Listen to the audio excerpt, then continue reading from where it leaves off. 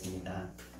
사랑과 은혜 주님, 저희들에게 하나님의 전을 사모하며 하나님의 말씀과 은혜를 간절히 사모하며 주의 전으로 발걸음을 인도하신 것 감사합니다. 오늘 이 시간을 통해서 하늘 아버지의 그 크고 놀라우신 사랑과 예수 그리스도의 그 크고 놀라우신 십자가의 사랑, 부활의 크신 사랑이 우리 마음 가운데 새겨지는 시간 되게 하시고 주님 안에 참된 안식과 평안을 누리게 하여 주시옵소서. 살아계신 예수의 이름으로 간절히 기도하옵나이다. 아멘. 우리 함께 찬송가 406장 고난 내용을 함께 찬양하겠습니다.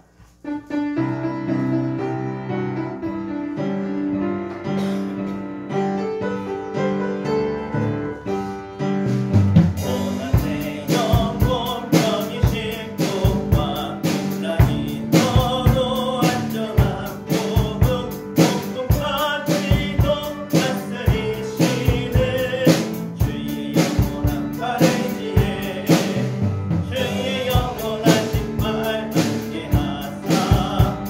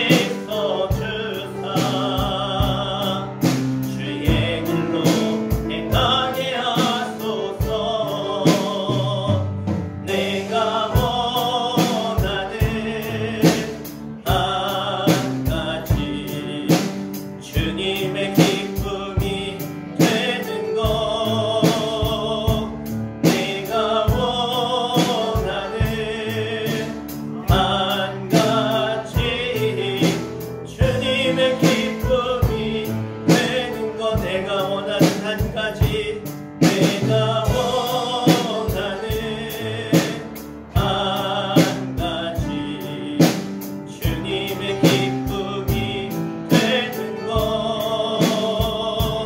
내가 원하는 한 가지 주님의 기쁨이 되는 것 주님 이 시간 우리가 주님의 기쁨 되길 원합니다.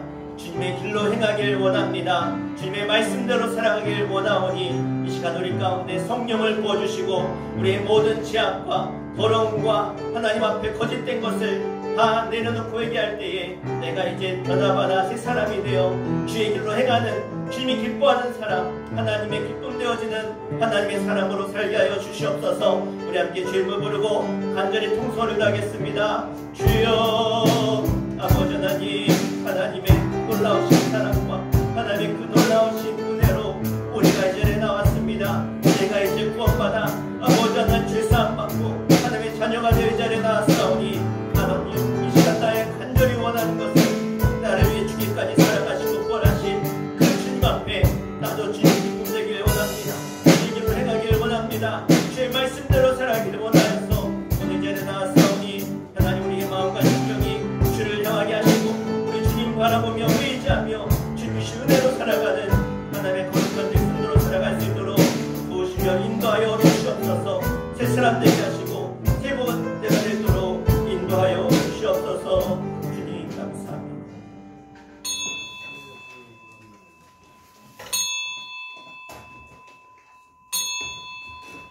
시간 다 함께 주하게 맞춰 묵도하심으로 부활절 제2번째 주일 성교주일로 하나님께 찬송과 존귀와 영광으로 올려드리겠습니다.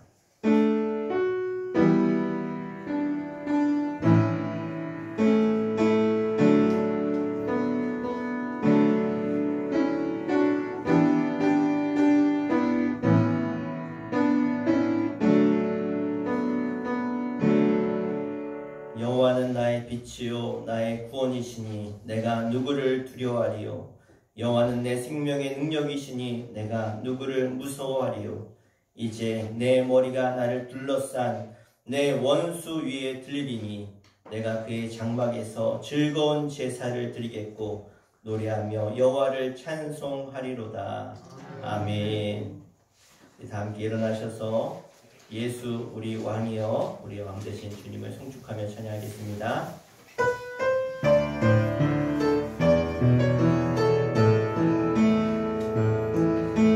예수 우리 왕이여 이곳에 오소서. 오자로 주여 임하사 찬양을 받아 주소서. 주님을 찬양하오니 주님을 경배하오니 왕이신 예수여 오셔서 좌정하사 다스리소서. 예수 우리 왕이여 예수 우리 왕이여 이곳에 오소서. 오자로 주여 임하사 찬양을 받아 주소서. 주님을 찬양하오니 주님을 경배하오니 왕이신 예수여 오셔서 좌정하사 다스리소서.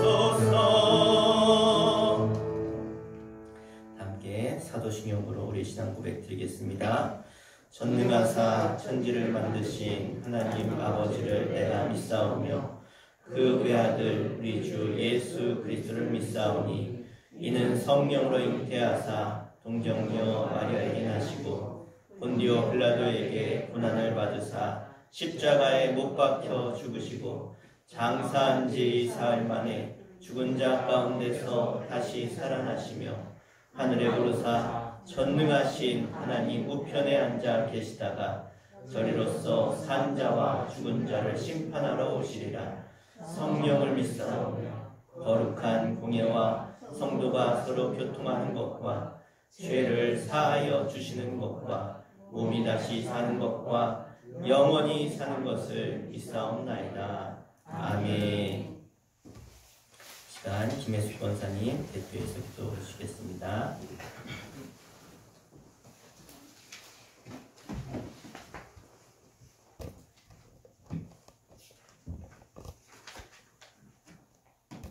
하나님 은혜에 감사를 드립니다. 온 만물을 창조하시고 특히 저희 나라와 대한민국이란 나라를 사계절을 주신 하나님, 어딜 가든지 예쁜 꽃들이 만발하고 씨앗을 심는 아름다운 계절을 주신 하나님께 감사를 드립니다. 뒤돌아보면 이렇게 주님의 도움을 받으며 지금까지 지켜주신 것 하나하나에 감사를 따름입니다. 그런데 때론 사람이 실망시키고 낙심케 하고 상처도 주고 납니다. 하나님, 이 시간 회개하고 고백을 합니다. 용서하여 주시옵소서. 주님을 믿는 저희들에게 세상 사람들한테 분위기는 복음이 될 수 있고 은혜를 내려 주시옵소서. 오늘은 선교 주일로 지킵니다. 많은 나라의 선교사님들 얼마나 힘들고 고난을 참고 주님을 선교하기 위해 피땀 흘리며 그러한 여건 속에서도 감탄케 하시는 하나님께 감사를 드립니다. 우리 목사님 말씀을 전하실 때에 저희들은 구성이같이 받아먹고 많은 은혜 받고 순종하는 저희들이 되게 하옵소서. 우리 수천교회 더욱더 강건케 하시며 아름다운 교회, 서로 사랑하는 교회, 행복한 교회, 소문나기를 원합니다. 모든 것 주 예수 이름으로 감사 기도 올려옵나이다. 아멘.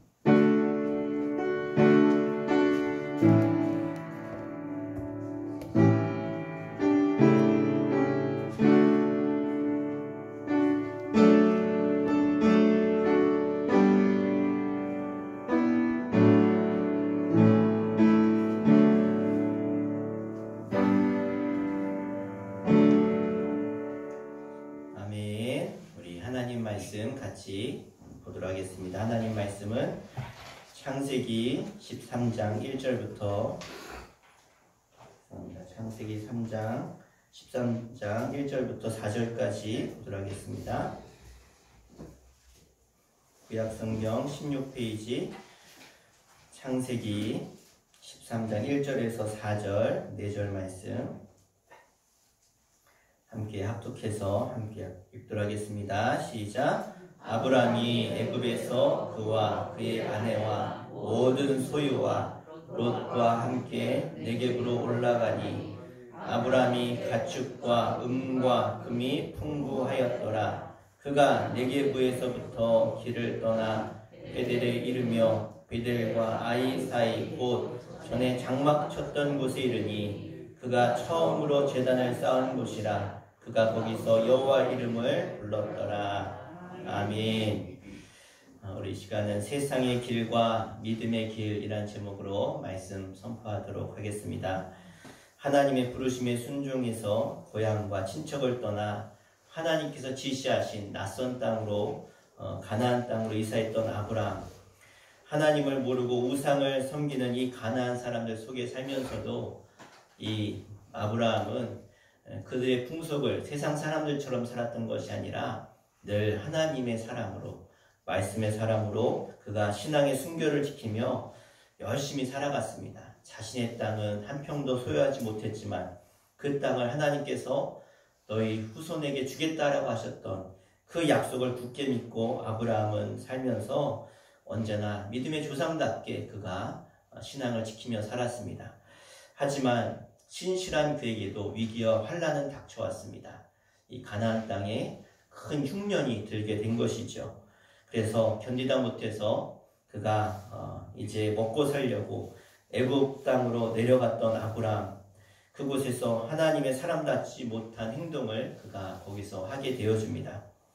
바로 앞에서 자기의 아내를 여동생이다 라고 속여서 목숨을 부지하려고 했던 아브라함은 하나님께서 그의 삶에 극적으로 간섭하지 않으셨다면 사랑하는 아내와 생이별을 하는 슬픔을 맛보게 되었을 것이고, 또 바로의 처남이 되어서 애굽 사람들의 환대 속에서 주저앉아 땅의 향락을 누리며 살아가는 인생으로 그는 전락했을 것입니다.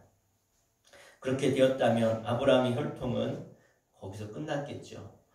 예수 그리스도의 그러한 세상의 구주로 오게 하시는 그 하나님의 그 선택과 계획이 아마 숲으로 돌아갔을 것입니다. 그러나 하나님의 계획이 한 사람의 실수 때문에 멈추는 일은 없습니다. 비록 아브라함이 위기를 만났지만 하나님의 약속보다는 애굽을 택했고 자신의 아내를 누이다라고 속이기까지 했지만, 그렇지만 하나님은 여전히 이 아브라함을 붙들고 계셨고, 또 하나님의 그 부르심을 하나님은 끝까지 외면하지 않으시고 이어가셨음을 기억하시길 바랍니다. 그래서 우리 하나님은 어떤 분이신가 따라 해볼까요? 화를 복으로 바꾸십니다. 아멘. 자, 하나님의 은혜로운 개입이 있어서 아브라함이 위기에서 구해졌을 뿐만 아니라 애굽에서 이 바로에게서 나올 때 이 바로가 하나님을 두려워하였고 하나님이 자신의 가문을 치실까봐 겁이 나서 이제 아브라함에게 많은 재물과 노비를 주었고, 그래서 애굽에서 나올 때 하나님은 아브라함을 아주 구하게 하셨다는 것을 오늘 말씀을 통해서 볼 수 있습니다. 이것은 아브라함이 무엇을 잘해서가 아닙니다. 이것은 전적인 하나님의 은혜였습니다.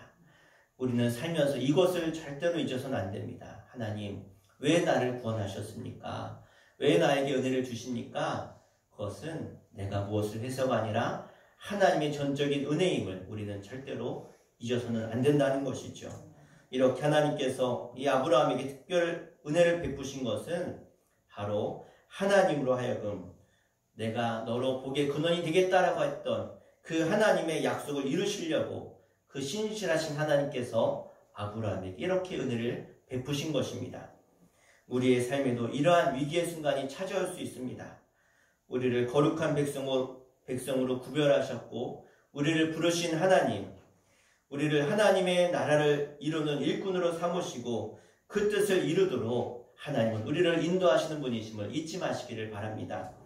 그러나 우리의 어리석음으로 인해서 하나님의 뜻을 우리가 깨닫지 못하고 때로는 우리의 욕심으로 내 마음대로 내 고집대로 내 뜻대로 살아가서 오늘 아브라함이 하나님의 인도가 아니라 자신의 뜻대로 애굽에 가서 큰 어려움을 겪었듯이 우리 또한 때로는 이런 어려움을 겪을 수 있다는 것이죠. 그런데 그럴 때 하나님은, 은혜로우신 하나님은 우리 삶 가운데 세세한 부분에 찾아오셔서 우리에게 은혜를 베풀어 주시고 간섭하시고 우리를 바꾸셔서 회개케 하시고 돌아오게 하시는 분이심을 잊지 마시기를 바랍니다. 그래서 하나님은 늘 우리의 손을 놓지 않으시는 분이십니다. 아브라함이 바로 오늘 이런 은혜를 체험하고 애굽을 떠나 약속의 땅 가나안으로 그가 돌아오게 된 것입니다. 아브라함이 애굽을 떠나 가나안으로 올라갈 때 그의 형편이 어떻게 되었는가? 우리 2절 말씀 같이 한번 읽겠습니다. 시작. 아브라함에게 가축과 은과 금이 풍부하였더라. 아멘. 그렇습니다. 아브라함이 애굽에서 나올 때 그가 부유하게 되었습니다. 더 큰 부자가 된 것이죠. 그러나 이것을 우리가 세상 복을 받는 비결로 생각해서는 안 된다라는 것을 기억하시길 바랍니다. 우리가 이렇게 성경을 해석하다 보면 그리스도인은 아무렇게나 살아도 하나님이 잘되게 하신다? 그런 오해를 할 수 있는데 그것이 아니죠. 수단과 방법 가리지 않고 재물을 많이 모으는 것은 세상 질서도 아니고 성경의 원리도 아닙니다.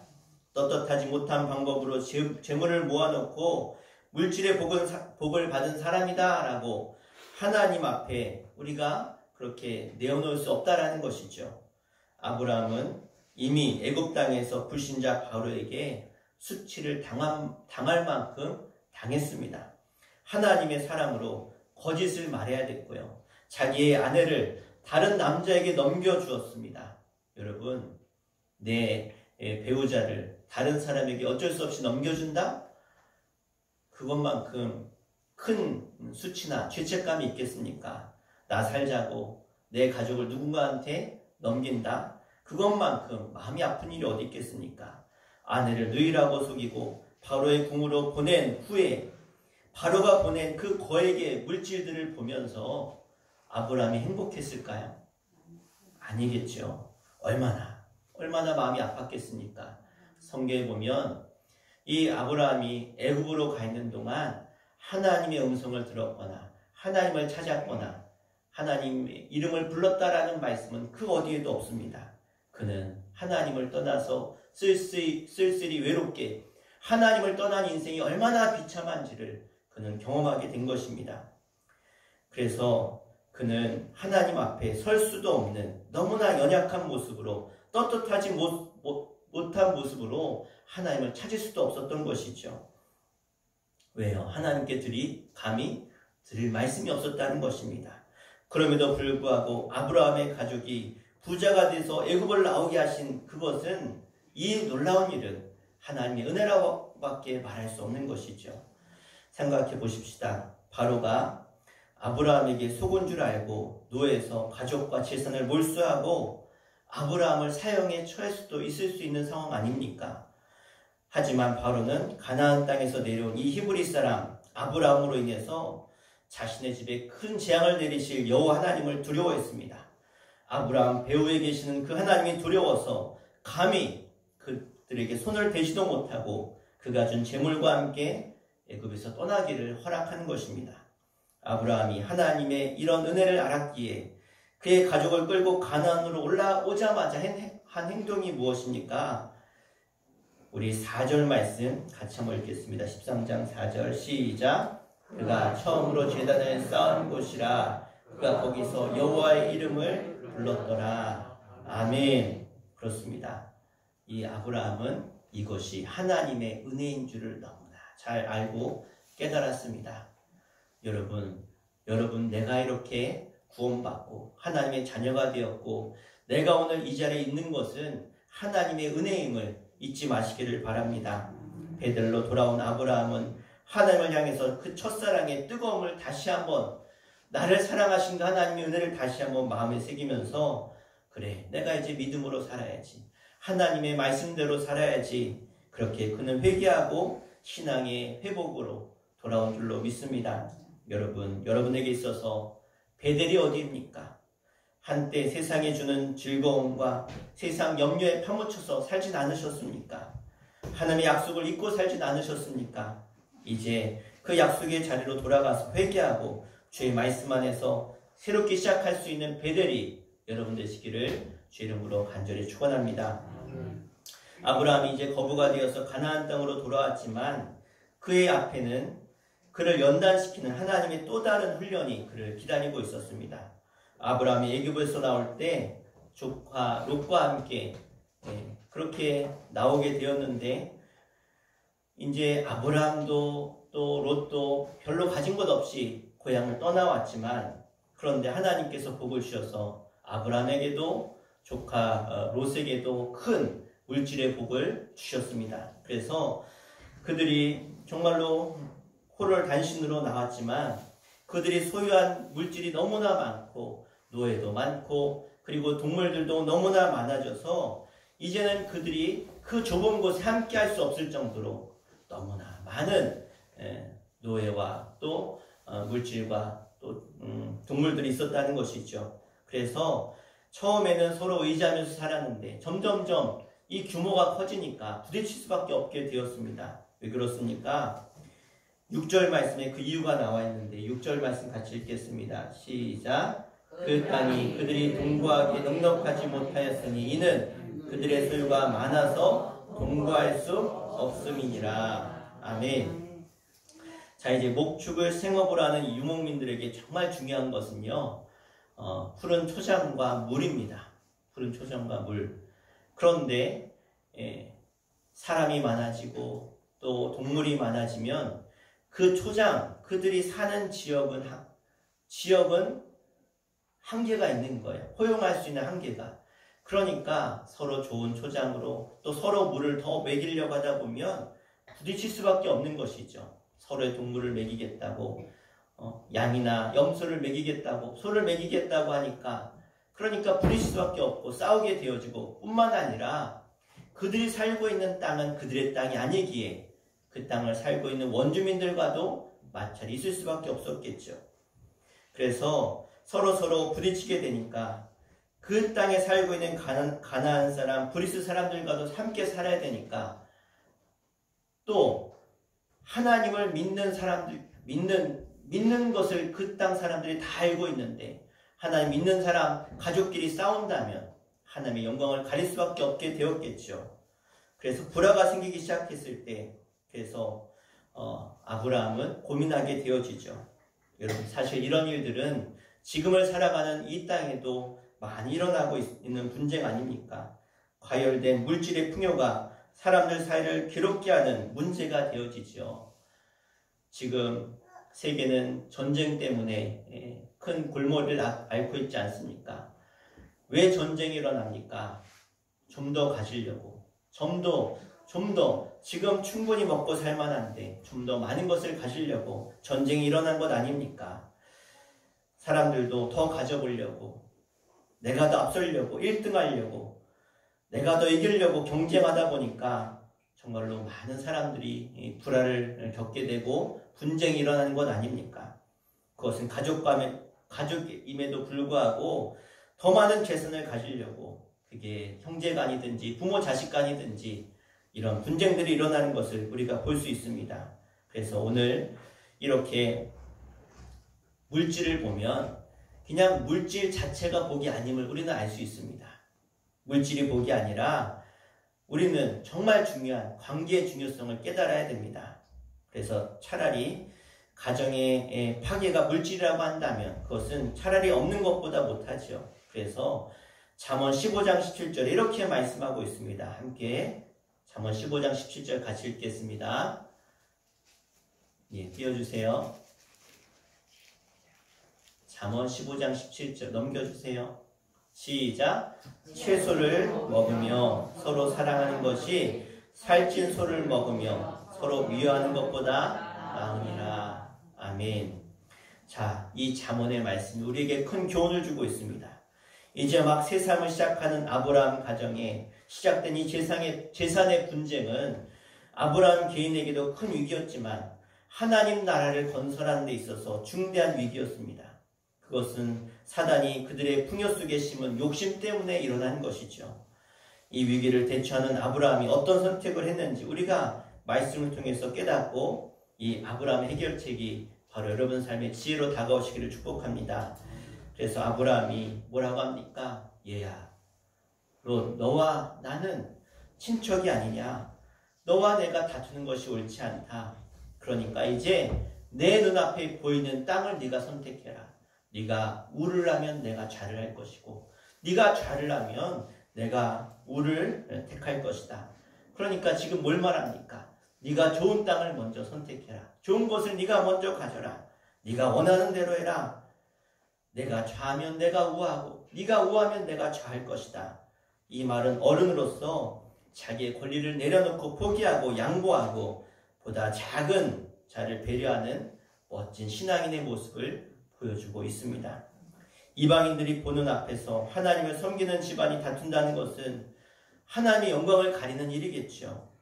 물질 문제 때문에 애굽에서 겪은 부끄러움을 잊을 수 없는 아브라함은 그가 소유하고 있는 그 재물이 자신의 것이 아니라 하나님이 주신 것임을 너무나 잘 알고 있었기 때문에 이 조카 롯과의 이 다툼을 그는 원하지 않아서 가나안 이방인들 앞에서 부끄러움 당하는 것을 원치 않아서 그는 먼저 자신의 기득권을 내려놓고 먼저 겸손하게 작은 자신의 조카 롯에게 선택권을 주게 되어집니다.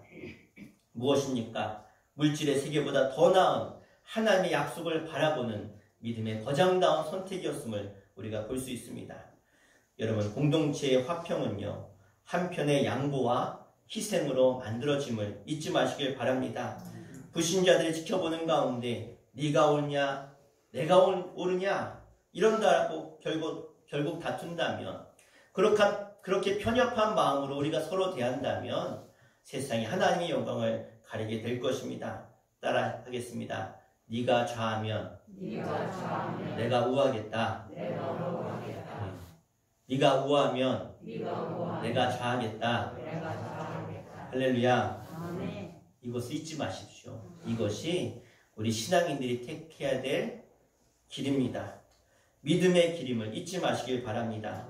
왜 그렇습니까? 하나님의 나라를 바라보면서 성숙한 그리스도인의 바른 신앙의 자세, 내가 먼저 낮아지고 내가 먼저 섬기고 내가 먼저 겸손할 때 하나님은 그러한 선택을 기뻐하시는 줄로 믿습니다.